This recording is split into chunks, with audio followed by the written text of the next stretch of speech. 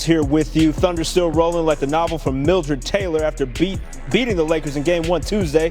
LA was held to just 90 points, their fewest in any playoff tilt since 2021. It was the Lakers' sixth straight loss against number one seeds. They're without a win against one since 2008. The Thunder have simply had the Lakers' number. LA is 0-5 against OKC this season, with the losses coming by an average of 27 points per game. The 18-point loss in Game 1 was actually the second closest between the two. However, three of those were without Luka Doncic, who has been out for over a month with a hamstring strain. In the first round, he became the first scoring champ in NBA history to miss an entire playoff series. And at this point, the Don is dying to get back. It's very frustrating. I don't think people understand how frustrating it is. You know, all I want to do is play basketball, especially in this time. It's the best time to play basketball. It's very frustrating, but, you know, seeing what my team is doing, I'm very proud of them. But it's been very tough, you know, just to see it and watch them play. Okay, so let's get Perk back into the fold here on the heels of that. With Luka's status still TBD and low-key unlikely, what can the Lakers do to even this series besides putting in a prayer request?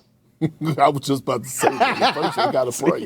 They got to pray. Second of all, look, they got to find a way to score some points. LeBron James did his part, and I understand you're going against an all-time great defensive team, but Marcus Smart and Austin Reeves, they combined 7 for 31 from the field. And that's not going to cut it, especially against the champs. I understand Marcus Smart. Look, he has the assignment of guard SGA. He's picking them up 94 feet.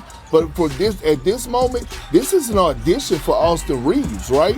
This is a moment to show why he should be considered a franchise guy moving forward in the near future. This is a big stage. Is he ready to dance or not? Do y'all realize that Austin Reeves, in all the playoff games he done played in the Los Angeles Lakers uniform, he has never scored over 25 points in a game? And so when you think about where the Lakers are going when Luka does return, whether that's this season or next season, is Austin Rivers that guy? Is he a Robin? And he has to show up and show out, especially if the Lakers are going to even stand a chance or win a game in this series against the Thunder. It's going to be an interesting series. So let's pivot to the East. We got to start with this Cavs-Pistons series. Despite the Cavs making it interesting late, Detroit showing that they're the one seed, got the Game 1 win. But, Perk, where do the Cavs need to improve in Game 2 to even the series?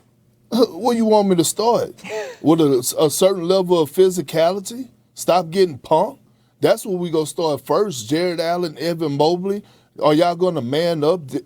Evan Mobley, are you going to show why you was the former Defensive Player of the Year and start being physical and imposing your will? James Harden, what are you going to do? Like, at some point, they gotta pull the string on James Harden and make a business decision, especially in the fourth quarter, if they're going to even rock with him.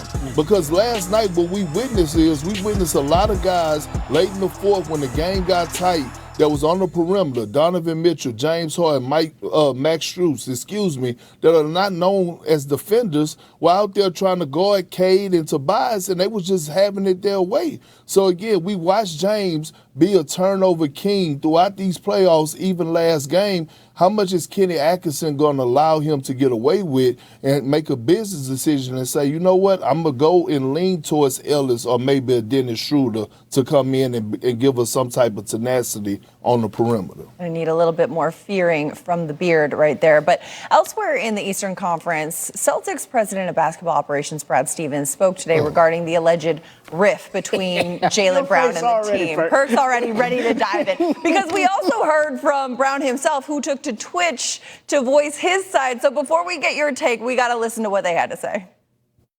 I talked to Jaylen Monday a little bit after he just real quickly and was nothing but positive. He has not expressed those frustrations to me. We've been here 10 years together, and I do think that, you know, obviously I love JB and everybody around here loves JB. And, you know, I think just like any of our other guys, as we get to the end of the season, you know, I'll be here and my door's always open. And if anybody ever wants to come in and talk about it. I hate that Brad even had to respond to this. Like I said, me and Brad had a great relationship, and I can play in Boston for the next 10 years. I love Boston. So with that being said, moving on, I say this and I stand on this again, and y'all can clip this up. This was my favorite season of my career. His favorite season of his career. Perk, I just want to get your reaction to what we just heard. Well, first, Jaylen Brown, just go on vacation, bro. Just go on vacation. At this point, you're still doubling down, and it's not even making sense to a lot of people. Hold yourself to a level of accountability. You're the one that led this team to a first-round exit.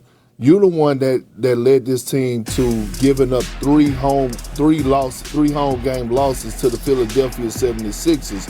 And at the end of the day,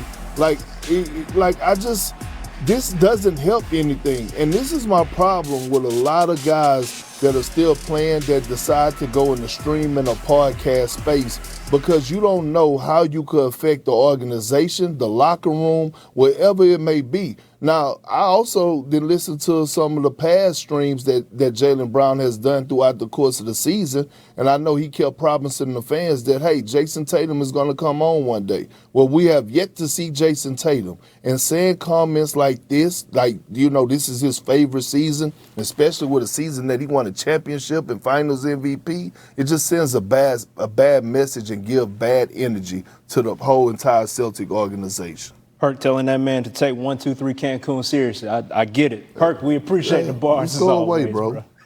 Budapest, hey, cat in the hat. Karl Anthony Towns, he's averaging 18 in the postseason. It's the Knicks, Sixers, Game 2. Our betting analyst, Joe Fortenbaugh, he's at Madison Square Garden here. Okay, Joe, so let's start with the Sixers, Knicks. Obviously, the big news, no Embiid. How are you playing the Sixers then in this one? Well, Custer, I don't know whose sick idea it was to send the Sixers fan to Madison Square Garden to bet Philly in front of the Knicks as they warm up behind me, but that person shouldn't hold their breath when it comes to getting a Fortenbaugh family Christmas card this year. To business, we will take the Sixers plus the 10.5 in this matchup. I'm not going to be the guy who makes the case that the team is better without Joel Embiid. I will make the case that the defense should be better without Joel Embiid. He's become a liability. With him on the court, the Sixers deployed a drop coverage that the Knicks absolutely shredded in Game 1, shooting 63% from the field. The Knicks played 89 games this season. 89. And that was their best shooting effort in all of them. Remember, the Sixers found a way to win without him in Boston in Game 2. For total players, we're going to go under 213.5 here. We've already discussed the Knicks shooting and how there should be some regression. We've already discussed Embiid as a liability on defense, but on offense is where the Sixers are going to miss him. 5 fewer points per game with Embiid off the floor. You have a situation as well in which the offensive rating drops from 118 to 111 with him off the floor. So I think we're in for a much lower scoring game tonight than we got in Game 1. Okay, so now let's pivot to the late game, San Antonio and the T-Wolves. How you playing that one?